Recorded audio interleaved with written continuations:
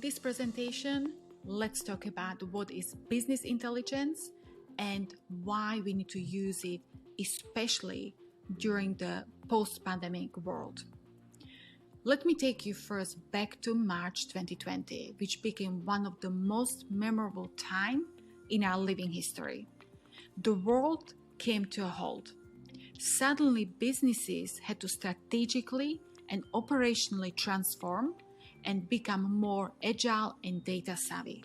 Supply chain management became one of the most critical functions of any business.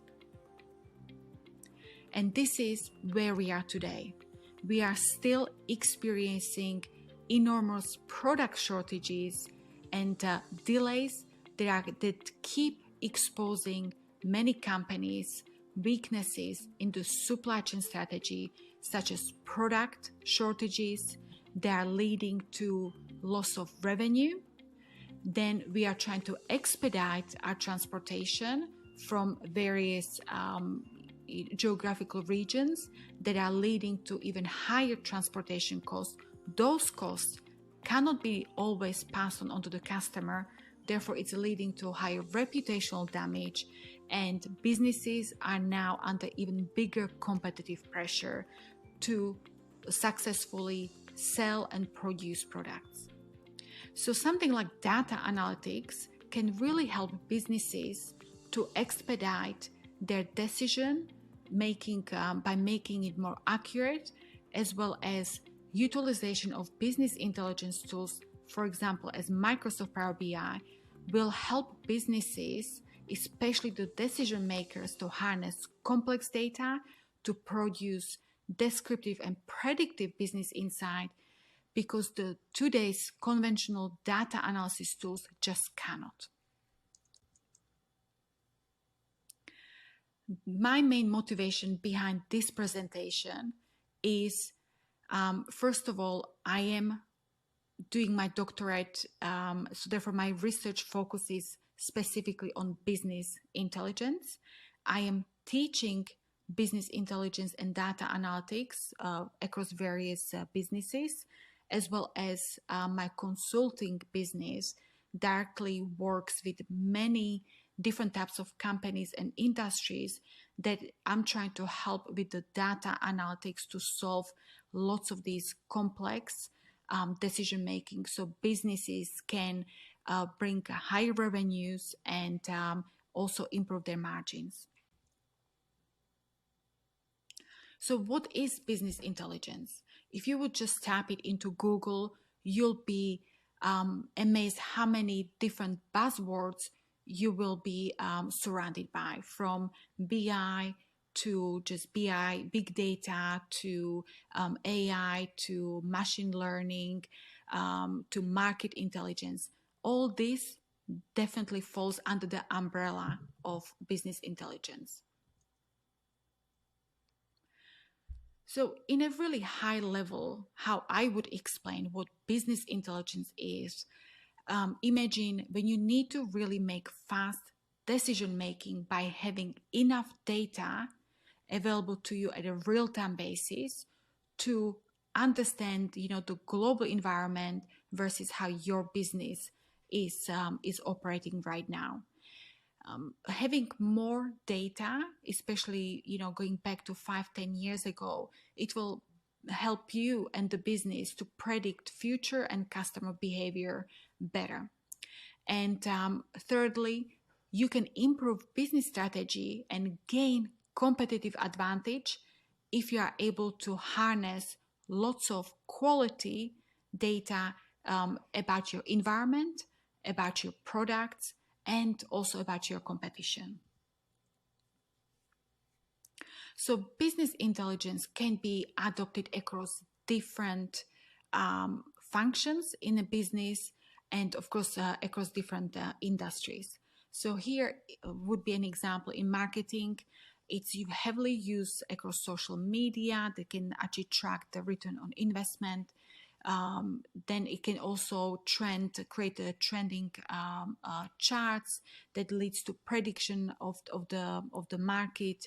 In sales, we are seeing really high uptake in introduction of BI through different softwares, and it helps to analyze customers and product profitability, even to uncover new segments, to maybe become more predictive with the pricing, and so much more. In finance, it's greatly used for forecasting and planning, even building business strategy. For HR, we can use it for analyzing the past stuff, costs by department, by even by product, by sales. And in security function, you can use it to detect various security threats, and even prevent any data theft prevention. So, and of course, in operations, it's all about the logistics, transportation tracking. Even in IT, I've seen it how you can be logging and monitoring all your IT tickets, and just really understanding, like how operationally the business looks like, but using real-time data. Now, when we talk about business analytics, data analytics, usually we divide them into three buckets. One is descriptive, predictive, and prescriptive. And the best way is to really understand what descriptive analytics are is think about it as it's the whole past. What has happened, and then looking back. Really, this data is all about looking back, and it's the past. And so it can tell you how the past trends, are you tracking year on year better or worse, or what has been the rolling trend for the past 3 months, 6 months, and you can adopt it across any functions. Many businesses are still struggling within just creation the best descriptive analytics, because it's so difficult. You don't have the best data warehouses. You might not even, a data warehouse might not even exist. It might not be centralized. So there are lots of complexity that sits just within this area of kind of operational way of adopting business intelligence in businesses. When it comes to predictive analytics, is we would be asking ourselves, what will happen and why will it happen? So predictive is, by now we've got the past data accumulated, and now there are certain trends that can be reliable, and you can actually predict maybe the sales or the growth of certain market over the next maybe 12 months to 18 months. So the better the quality data you harness and maintain, the better the predictivity of the forecast is going to become. And lastly, when we talk about prescriptive analytics, is really ask yourselves, like, where you are looking at the outcome of your let's say month end, the year end. So you will be asking yourselves, what should you do by looking at this data, and also why should you do it? So it's really kind of reacting to the red flags, right? You are seeing, for example, the logistics, the transportation is increasing month on month by 10%. Therefore, should we change the location of some of these deliveries to maybe a better geographical location that might be cheaper and even faster?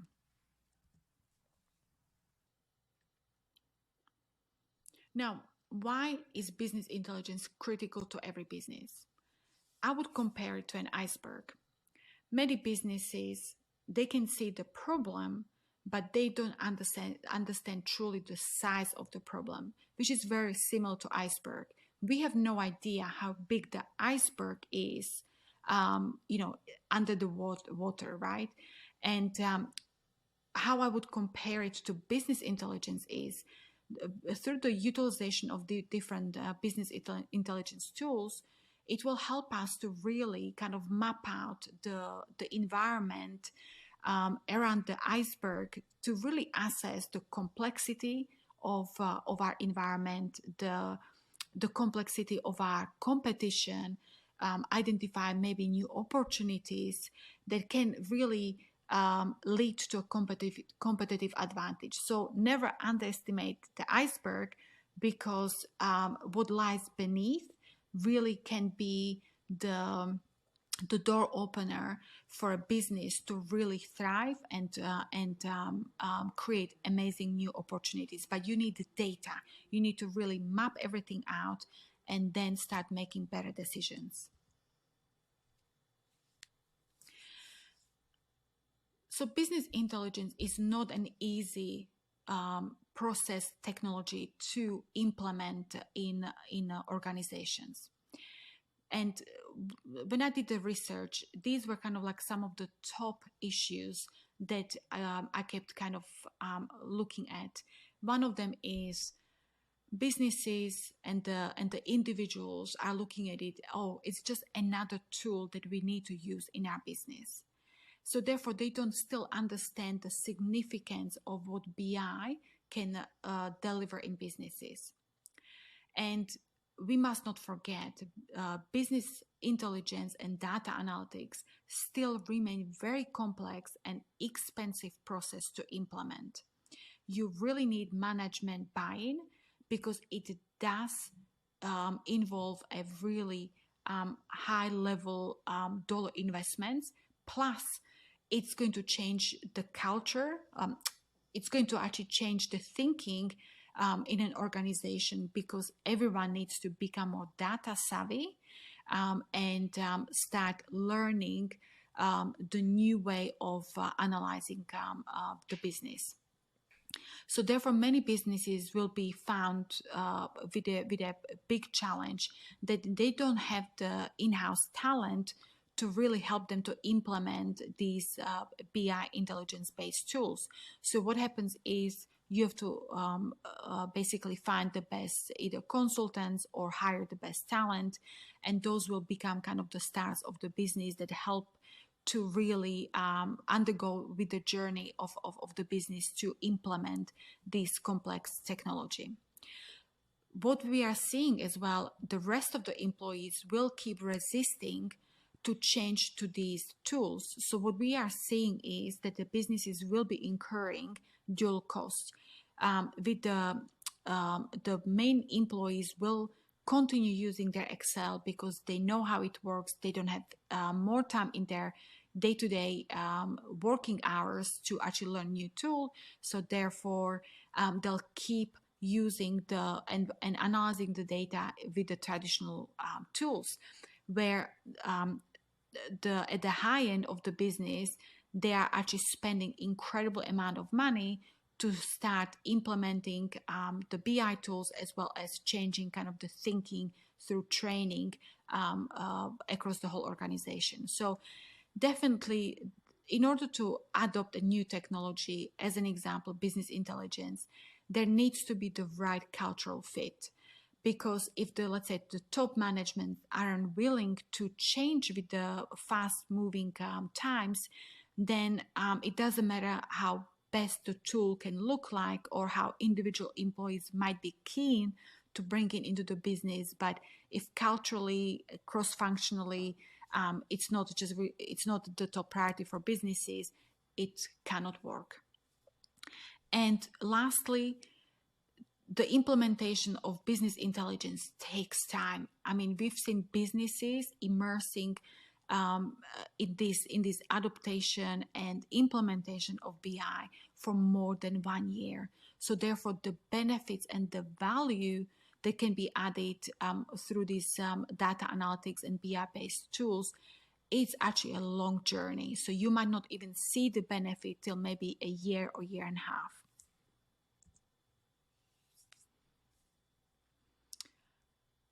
Another important kind of slide that I want to share with you is, like data analytics and business intelligence. It's not just about the technology, right? Here are some studies that are really interesting to read on about data collections, visualizations, and ability to scale and read complex data. So so far we talked about the technology aspect of that. But it definitely impacts the decision making, for example, across the supply chain management, but it as well, marketing, finance, you name it. There, um, data analytics do not discriminate against the type of data, right? It doesn't matter if you are sitting functionally in marketing or finance. Data just really wants to be collected and looked at, not in isolation, but as a business in its own. And finally, another benefit that we need to recognize is that it definitely impacts the organizational change, the behavior, the top-down approach, and the buying of the management, as well as really identifying, does a firm have enough capabilities to successfully implement business intelligence and data analytics. So organizations have to be really prepared for these continuous changes, as well as the training across different functions and also skill set. Here are additional studies that you can look up. By Wang in 2016 found that the top executives did not acknowledge that their businesses had any in-house analytics capabilities. And the top executives, they are familiar with the emerging technologies, including business intelligence, data analytics, but some lacked an understanding of their importance and the urgency to apply in, for example, supply chain management or even in marketing. So really what we are looking at is that by looking at this study in 2016, where the top management kind of heard about the business intelligence and maybe some potential benefits, but they didn't have enough confidence to really immerse their businesses immediately into this fast changing technology. And when I actually looked at some feedback from my clients, we are in 2022 and many companies are still struggling to truly implement the business intelligence, and also for the employees to fully immerse themselves into kind of the new way how to analyze the data, because the data literacy in the workforce is still lagging behind. And why the main challenge is because with learning about data analytics and business intelligence, it's not like you can take 2 weeks course and then you can graduate. This is really changing the way we think, the way we learn, the way we read data. So therefore it will be like a very micro driven small training of employees and the organizational behavior. Here, just to give you an example, right, like the different processes and the enormous amount of work that goes into implementation of these business intelligence technologies. And again, you can refer back to study by Carey in 2014, and they nicely kind of like categorize, the different steps that each of the phases, take to really successfully to be completed. And because many organizations and professionals, they think about business intelligence from just the visualization point of view and the charts.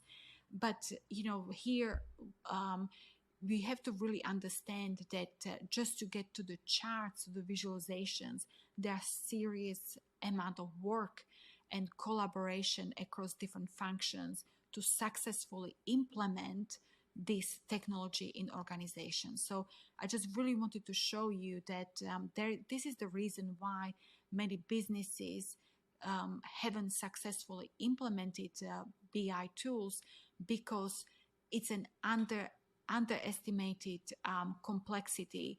Like when you just look at it for the first time, and when you start utilizing BI tools, let's say like Microsoft Power BI, the creation of charts can be very quick. But once when you start really collecting different types of data and try to really kind of penetrate the business insight across different functions, that's when you start actually feeling that this technology is actually very complex and it takes months and years to really embed it in an organization. So I'm sure you've heard many times that we need to drive digital transformation through that data and analytics, right? Easy to say, but why? Okay. Here is a Gartner annually reports on the kind of the usefulness of business intelligence and analytics software, and in this case, this was actually issued in January 2020, where it shows in the top right hand corner that Microsoft with their BI tool called Power BI ranks as the top best business intelligence tools to use in today's market. And so Microsoft is not only, it has been named as a leader in 2022, but it has been 4 years the ultimate leader in this technology. And of course, the second one that many people know is Tableau, that has been bought out by Salesforce. But as you can see, there are many tools out there, which is great, right? Any businesses can adopt the right tools for their business, but you have to really think about from the technology point of view. You want to start implementing artificial intelligence, and so you have to ask yourself: can the other tools deliver the same features as well?